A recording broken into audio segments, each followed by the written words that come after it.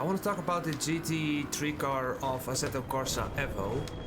And as I absolutely hated this car in the previous patch, in the 0.4 it is a lot better. But there's something wrong with the car. Or it's not wrong, I think it's really fantastic, but there are some settings that I don't like of the car. And I will show you what that is. And that is that small rotation that I get and the traction control interfering.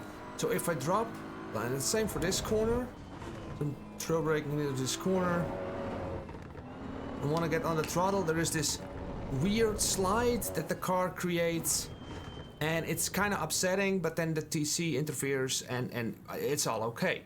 Overall, the driving is really good, but there's something I like to see different. And you can change this, so change it with me. And I will share this file on my free Patreon, okay? So you can download it over there if you want to as well. And this is not... I coincidentally came up with this. It is a lot of changes, but coincidentally it worked. So and this is based on basically a little bit of HC knowledge. So I added the rear wing, I changed the ride height. Now, this creates lots of oversteer because we dropped the front ride height a lot, yeah? But what you can also see in this screen is we have very stiff rear springs. So I'll bring them to 14,000 Newton meters or like 1400, whatever. And then still you'll get a lot of oversteer. Then I put these bump stop ranges on 4. This will make the car squat more as we are reaching higher speeds. And the brake bias is, I think it's best around 60. If you put it even very low, it's gonna really want to rotate under the braking, but around 60. And, oh yeah, and I also dropped the anti-roll bar to the 2000. So pretty low on the rear anti-roll bar as well. Test this setting out. I really like this setup a lot more. You could say like, okay, but what about every other track? Because this is the Red Bull Ring. Doesn't really matter because the game itself gives you the same default as well. But I think this one drives a lot better and shows better potential in the car. So let me show you how that looks with this new setting.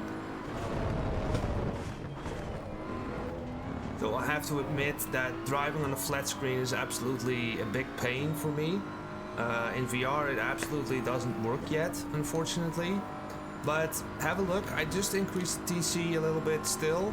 So let me have a look when now the tires are up to temperature as well.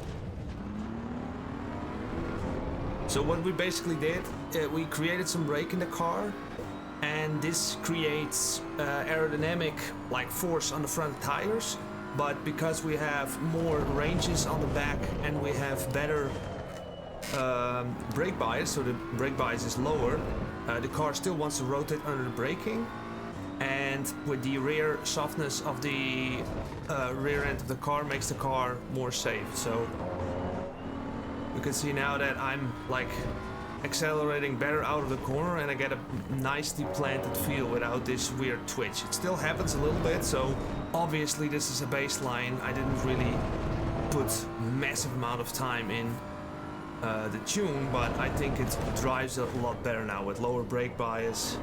It's still a little bit understeerish sometimes, but I felt way more that I could push the car, and this results in not an impressive lap time, 128.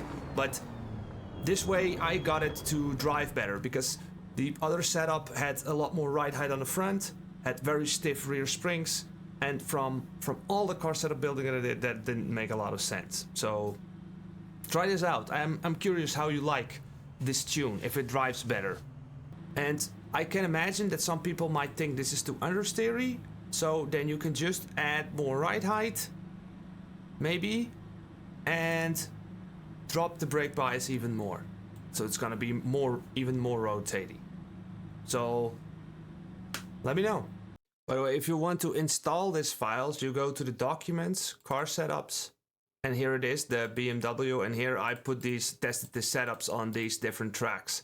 So the first time you need to take it over and make the maps, or make the maps yourself, but I think it's better to copy it from the game. So play back the video, and yeah, here you see that setup. Yeah, So I just released a video about mechanical grip, like a deep dive.